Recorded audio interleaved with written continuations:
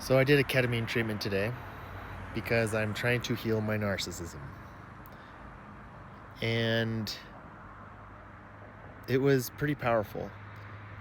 I remember talking to the therapist, she was so freaked out. Like, I told her, we did like the pre-exam where I was like, why are you doing ketamine therapies? It's like intense stuff. Do you have really bad depression? Like, what is it? And in it, I put narcissism, and we get on the call, and she's like super wigged out when she gets to that part. And so the whole time in our pre-sessions and stuff, I'm telling her I want to really work with this deep feeling of unlovability that I have inside of myself. I find that that's what drives my anger when I really get down to it, and like once I can get underneath it, it's like deep feelings of unlovability.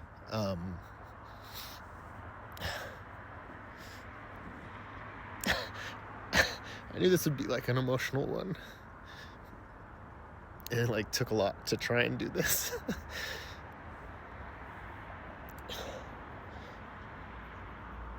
But I don't know if anyone's ever felt the feeling of feeling unlovable, but it's like so overwhelming.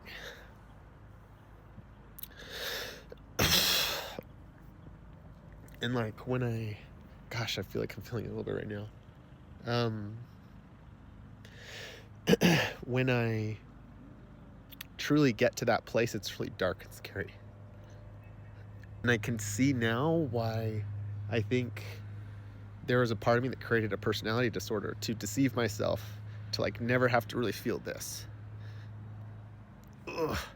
overwhelming feeling. And it's frustrating because even like my clinician that I'm trying to work with has no idea what this feels like.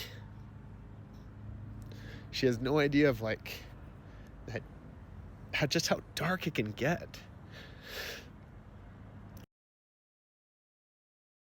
So it ended up being a really healing session. I'm still trying to integrate it actually this afternoon. And one of the things that I'm like sitting with is how narcissists do such stupid stuff sometimes.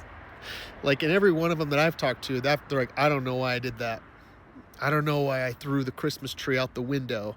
I don't know why I lied to my partner and cheated on her. I love her, but I just like, I needed this so bad. And I think the truth is that like there's severe trauma with these people. Like one of them's like a really close friend of mine, lives halfway across the country, and this man had to witness his own dad committing suicide. Another one, molested by their parent. I don't think I'm that bad, but I got my own shit. And I look at every one of them and I'm like, no wonder your mind was like, I'm not the worst. I can't be the worst. I have to be the best. I have to be the best. Because if I'm the best, if I can lie to myself and trick myself and say that I'm the best, that I'm special, that something's good about me, then I don't have to feel all that like really intense pain that's just waiting around the corner. It's like my brain did it as a kid just to avoid the deep emotional pain that's there. And I see that with every single narcissist that I know deeply. They've got parents, their parents were traumatized, and their parents were traumatized. And who knows how long narcissism's been running in their families. That's the side of narcissism that people don't see. And some people say, why do you stay with them? The only ones that stay with them are the empaths, who have just as shitty of backgrounds. And they get the pain. Because they look at it and go like, yeah, me too. I can't leave you. I can't like make you more alone and more fucked up. So when people like judge the empaths for staying, I'm like, you don't get it,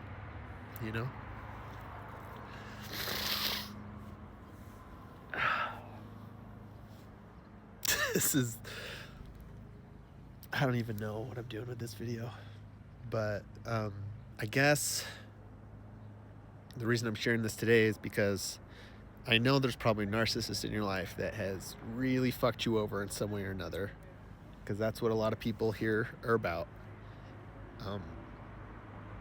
And I'm sorry. I'm sorry that your narcissist couldn't stop the domino effect of hurt. Because someone hit him and he fell and hit you. And I hope that you don't hurt anyone else. I hope that you can do your healing so that you don't cause that pain in another person. But it's fucking hard, you know? So I also don't guilt you if you don't want to heal. So, in summary, if you've been abused by a narcissist, I'm sorry. On behalf of every narcissist out here who maybe hasn't given you their apology, maybe it's on their deathbed, maybe they die in their delusion because their psyche never felt safe enough to stop and look at their stuff. But I'm sorry. If you're the loved one of a narcissist, you're still in a relationship with them, I'm sorry you got to go through that. I hope that you can heal whatever it was that attracted you to this person in the first place. You can find your healing outside of them, whether they choose to heal or not. And if you're a narcissist, I just want to say that healing is possible. It is painful, but it's worth it. And I also don't judge you if you don't want to go down this path, because it's equally painful. Thanks for listening.